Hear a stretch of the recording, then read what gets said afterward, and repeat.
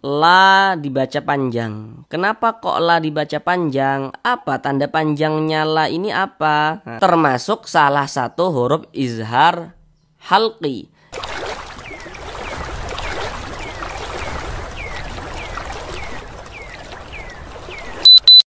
Assalamualaikum warahmatullahi wabarakatuh. Alhamdulillah Bapak dan Ibu saudara semuanya, kita dapat melanjutkan kembali untuk membuat video-video pembelajaran Al-Quran untuk membantu Bapak dan Ibu saudara semuanya yang mungkin belum lancar membaca Al-Qurannya, kemudian juga belum memahami ilmu tajwid, agar bisa supaya segera lancar membaca Al-Qurannya, kemudian dapat memahami ilmu tajwid Al-Quran dengan mudah. Setelah kurang lebih 40 harian lebih ya, kami tidak ada mengupload video di channel ini dikarenakan terkendala alat. Dan alhamdulillah pada kali ini dan kedepannya insya Allah kami akan rutin untuk terus mengupload video-video pembelajaran mengaji Al-Quran. Karena kemarin itu sempat terkendala alat ya, jadi alat pembuatan video kami ada yang rusak, yakni laptop ya. Sehingganya sementara waktu kemarin kami hentikan dulu untuk membuat videonya. Dan alhamdulillah sekarang sudah bisa kembali lagi kita mengupload video pembelajaran Al-Quran untuk membantu Bapak dan Ibu saudara semuanya. Terlebih dahulu kami mengucapkan banyak terima kasih kepada Bapak dan Ibu saudara semuanya yang telah mempercayai untuk belajar secara online, belajar mengaji Al-Quran di channel ini, yang begitu antusias dan sangat semangat sekali ya. Kami mengucapkan banyak terima kasih atas dukungan Bapak dan Ibu saudara semuanya yang telah like, komen, share postingan-postingan kami. Kami juga mengucapkan banyak terima kasih. Selanjutnya kemarin kami ada membuat sebuah postingan tentang infak untuk pembelian laptop ya. Kemudian ada 2 orang saudara kita yang membantu pembelian laptop di channel ini. Ini kami terangkan terlebih dahulu karena kami kemarin mengatakan untuk segala bentuk aliran dana yang kami dapatkan nanti akan kami jelaskan secara terang benderang seperti itu. Yang pertama ada yang berinfak Ibu Junaini atau Ibu Juju sebesar Rp200.000. Beliau berasal dari Indramayu. Kemudian yang terakhir ada yang berinfak kemarin itu bernama Bapak Miftahul Farid. Kalau tidak salah kemarin itu dari Jakarta ya. Kami mengucapkan banyak terima kasih kepada Ibu Junaini dan juga Bapak Miftahul Farid. Semoga Bapak dan Ibu senantiasa dilancarkan rezekinya oleh Allah Subhanahu wa taala, diberikan rezeki yang berlimpah ruah dan barokah. Amin amin ya rabbal alamin. Selanjutnya kami juga senantiasa mengucapkan terima kasih kepada Bapak dan Ibu saudara semuanya yang telah menonton video-video kami ya, yang memilih channel ini untuk dijadikan media pembelajaran Bapak dan Ibu di rumah begitu. Kami mengucapkan banyak terima kasih. Baik. Selanjutnya, mari kita lanjutkan kembali pembelajaran mengaji Al-Quran kita. Masih di surah Al-Baqarah ayat 282. Langsung kita mulai belajar mengaji Al-Qurannya.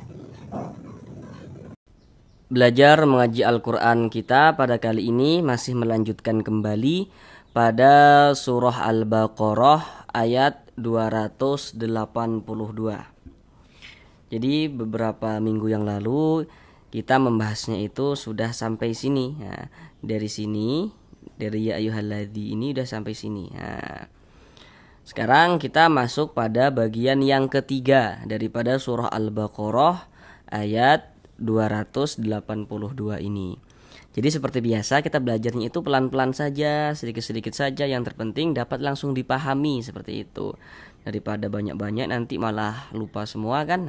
Mending kita belajar perlahan-lahan, terpenting bisa langsung dipahami, bisa langsung diterapkan. Pada bagian yang ketiga ini kita akan belajar dari sini ya, dari sini sampai sini. Sekarang mari sama-sama kita baca dengan pelan-pelan. Namun seperti biasa kami sangat menyarankan Bapak dan Ibu saudara semuanya hendaknya bacalah secara full ayat 282 tadi, bacalah secara full terlebih dahulu seperti itu. Kemudian karena ini yang akan kita bahas, mari kita sama-sama baca dengan pelan-pelan. Setelah itu kita bahas tajwidnya dengan pelan-pelan. A'udzu billahi minasy syaithanir rajim. Bismillahirrahmanirrahim. Wala ya'ba katibun an yaktuba kama 'allamahu Allahu falyaktub. Sekarang mari sama-sama kita uraikan tajwidnya dengan pelan-pelan. Yang pertama di sini wala, la dibaca panjang. Kenapa kok la dibaca panjang? Apa tanda panjangnya la ini apa? Nah, sekarang perhatikan gambar di samping. Nah, di situ kan ada rumus mad tabi'i atau mad asli. Di situ ada rumus 1, rumus 2, rumus 3. Perhatikan rumus 3. Rumus 3 yang warna hitam, perhatikan. Nah, jadi kalau kita membaca Al-Qur'an apabila bertemu dengan huruf alif, ini huruf alif nih. Nah, tapi di sini disambung dengan huruf lam. Yang perlu kita perhatikan itu bukan sambung menyambungnya, bukan. Yang terpenting ada huruf alif. Kalau ada huruf alif, sebelum huruf alif ada ini. Ada harokat fathah. Baris 1 di atas huruf ini namanya harokat fathah atau tanda baca fathah atau baris fathah. Nah, jadi kalau kita membaca Al-Quran itu kita lihat-lihat, kita perhatikan. Kalau ada alif, sebelum alif ada harokat fathah, maka huruf yang memiliki harokat fathah itu dibaca panjang. Sehingganya la kita baca panjang. Mad tabi'i panjang 2 harokat. Nah, sesuai dengan rumus 3 yang warna hitam. Rumus 3 warna hitam. 2 harokat itu kira-kira sepanjang 2 ketukan. 1, 2. Wala ya'baka. Ketukan itu hanya sarana untuk mempermudah kita dalam belajar, dan ketukannya pun tergantung tempo bacaan kita. Wala ya'baka. Ka dibaca panjang. Nah, kenapa kok ka dibaca panjang? Nah, harusnya saudara juga sudah tahu kenapa kok ka dibaca panjang. Apa tanda panjangnya ka? Penjelasannya sama, masih seperti di rumus 3 warna hitam. Nah, kenapa kok ka dibaca panjang? Karena di sini ada alif. Ini ada alif nih. Nah, di sini huruf alifnya tuh disambung dengan huruf kaf. Ada alif. Sebelum huruf alif, nah, kalau sebelum itu berarti yang berposisi sebelah kanan. Ini alif nih. Sebelah kanan huruf alif mana? Berarti huruf kaf ini. Jadi kalau ada alif. Sebelumnya ada ini nih. Ada harokat fathah, ada baris 1 di atas huruf. Ada alif, sebelum alif ada baris 1 di atas huruf. Maka huruf yang memiliki baris 1 di atas huruf ini ya, yang memiliki tanda baca fathah ini atau harokat fathah ini dibaca panjang. Sehingganya ka kita baca panjang. Nah, mad tabi'i panjang 2 harokat. Wala ya'baka tibun ayyaktuba kama. Di sini ada tanwin. Ada tanwin, harokat tanwin atau tanda baca tanwin bertemu dengan huruf hamzah. Kok ini huruf hamzah bukankah ini huruf alif? Jadi bagi saudara yang belum tahu, kalau ada alif, ada tanda bacanya nih. Ada harokatnya. Baik itu baris 1 di atas ya, mau itu baris fathah atau kasroh atau dhammah. Intinya kalau ada alif ada tanda bacanya. Huruf alif yang memiliki tanda baca, maka itu bukan huruf alif tapi huruf hamzah. Nah, kami ulang. Huruf alif yang memiliki tanda baca, maka itu adalah huruf hamzah. Nah, huruf alif ada tanda bacanya, huruf hamzah berarti. Nah, sehingga ini tanwin bertemu dengan huruf hamzah. Namun sebelum itu silakan saudara perhatikan media gambar di samping. Setiap kita membaca Al-Quran, nah, ingat ya kalimatnya itu setiap kita membaca Al-Quran, apabila bertemu dengan huruf nun sukun, huruf nun sukun atau huruf nun mati, atau bertemu dengan salah satu tanda baca tanwin. Tanda baca tanwin atau harokat tanwin itu bentuknya ada 3 tuh, seperti yang kita lihat di media gambar. Yang nomor 1 itu baris 2 di atas huruf, namanya fathatain atau tanwin fathah atau fathah tanwin. Yang nomor 2 tuh baris 2 tapi dia di bawah huruf letaknya, maka namanya adalah kasrotain. Dan yang nomor 3 namanya adalah dhammatain. Nah, sekarang perhatikan di sini. Ini kan tanwin nih. Nah, ini tadi apa nama tanda bacanya? Ya, namanya adalah dhammatain. Dhammatain atau tanwin dhammah atau dhammah tanwin bertemu dengan huruf hamzah. Jadi kalau ada nun sukun atau tanwin, kita perhatikan setelah nun sukun atau setelah tanwin itu ada huruf apa, maka terjadilah suatu hukum tajwid. Nah, contohnya seperti ini. Ini tanwin, setelah tanwin ada huruf hamzah. Huruf hamzah ini huruf apa? Harus kita ketahui supaya kita bisa menentukan hukum tajwidnya. Huruf hamzah termasuk salah satu huruf izhar halqi. Jadi kalau ada nun sukun atau tanwin kemudian bertemu dengan salah satu daripada huruf yang di samping itu ya, maka hukumnya adalah izhar halqi. Maka huruf-huruf izhar halqinya itu silahkan saudara hafal dengan pelan-pelan. Karena dia izhar maka dibaca jelas, tidak berdengung. Sehingganya ini kita baca katibun ay, katibun ay. Nah, dibaca jelas tak berdengung. Tanwinnya ini dibaca jelas katibun. Kemudian tidak didengungkan, baca pendek saja. Katibun ay, begitu. Jangan dibaca katibun. Nah, jangan dipanjangkan begitu, jangan, salah. Pendek saja.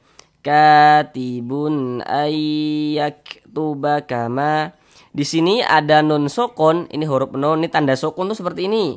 Huruf sukun itu biasa disebut juga dengan huruf mati. Jadi maksudnya huruf sukun dengan huruf mati itu maksudnya itu sama saja. Nun sukun bertemu dengan huruf ya. Nah, tadi kan sudah kami ingatkan tadi tuh di awal tuh. Setiap bertemu nun sukun atau tanwin maka perhatikan setelah nun sukun atau setelah tanda baca tanwin itu ada huruf apa, maka dia terjadi hukum tajwid. Contohnya seperti ini. Ini nun sukun. Setelah huruf nun sukun di sini adalah huruf ya. Nah, huruf ya ini huruf apa? Harus kita ketahui supaya kita bisa menentukan hukum tajwidnya. Perhatikan media gambar di samping. Huruf ya termasuk salah satu huruf idgham bi gunnah. Jadi kalau ada nun sukun atau tanwin ya bertemu dengan salah satu daripada 4 huruf yang di samping itu, maka hukumnya adalah idgham bi gunnah. Karena idgham bi gunnah cara membacanya dengan cara memasukkan kemudian disertai dengan gunnah. Yang dimasukkan itu apanya? Bunyi nun sukunnya dimasukkan ke huruf ya. Jadi kita baca ai, jangan dibaca an, tapi dia masuk melebur ke huruf ya ini. Kita baca ai jadinya tuh. Ai. Nah, kemudian tadi disertai dengan gunnah atau didengungkan. Jadi suaranya itu kita tahan, kita panjangkan sejenak. Ayak. Nah, seperti itu. Untuk panjangnya gunnah atau dengungan itu ada ulama yang mengkiaskan dengan harokat, yakni sepanjang 2 harokat seperti itu. Ayak tuba kama. Kemudian di sini ada huruf kaf, dia sukun. Huruf kaf kalau dia sukun kita baca seperti ini. Yak. Nah, seperti itu. Jadi ada nafas yang mengalir ketika kita mengucapkannya. Ayak. Seperti itu. Karena huruf kaf ini ya diantara sifatul huruf kaf adalah memiliki sifat hamas. Ayak tuba kama. Ma dibaca panjang. Harusnya saudara sudah bisa tahu kenapa kok ma ini dibaca panjang. Kenapa kok ma dibaca panjang? Harusnya saudara juga sudah bisa tahu kenapa kok ma dibaca panjang. Karena di sini ada huruf alif. Ma dibaca panjang karena di sini ada huruf alif. Nah, perhatikan tuh media gambar di samping.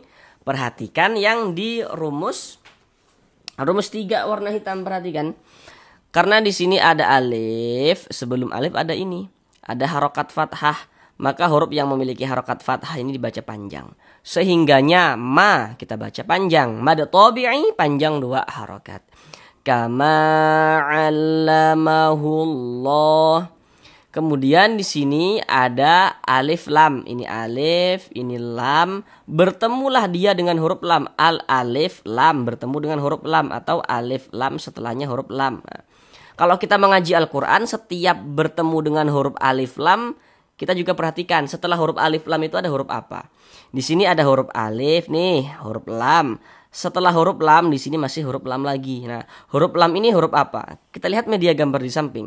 Huruf lam termasuk salah satu huruf syamsiyah. Maka alif lam bertemu dengan huruf lam yang di tengah nih, karena huruf lam termasuk huruf syamsiyah, maka ini hukumnya adalah alif lam syamsiyah. Alif lam syamsiyah itu biasa disebut juga dengan idgham syamsiyah. Nah, jadi maksudnya alif lam syamsiyah dengan idgham syamsiyah itu maksudnya sama. Kalau alif lam syamsiyah, huruf lamnya itu dia tidak ada tanda bacanya nih, langsung masuk ke huruf yang ada tanda bacanya. Jadi bacanya itu dari hu langsung masuk ke huruf lam yang ada tanda bacanya ini. Allamahullah, seperti itu. Makanya alif lam syamsiyah itu disebut juga dengan idgham syamsiyah. Ada yang hampir terlewatkan. Nah, di sini kan ada lafaz Allah. Lafaz Allahnya ini ya, kita baca tebal, kita baca tabkhim.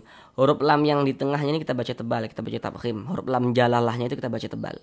Kita baca allamahullah, hullah. Jangan dibaca hulla, hulla jangan, tapi ditebalkan. Hullah, seperti itu. Mengapa begitu? Bagaimana kaedahnya? Nah, jadi kalau kita mengaji Al-Quran, kita mengaji Al-Quran nih. Kemudian kita bertemu lafaz Allah. Nah, ini lafaz Allah nih. Sebelum lafaz Allah di sininya nih ada harokat dhammah, maka lafaz Allah juga dibaca tebal. Yang dapat menebalkan lafaz Allah itu ada 2 bentuk tanda baca. Pertama, yang dapat menebalkan lafaz Allah adalah ini, harokat dhammah ini yang dapat menebalkan lafaz Allah.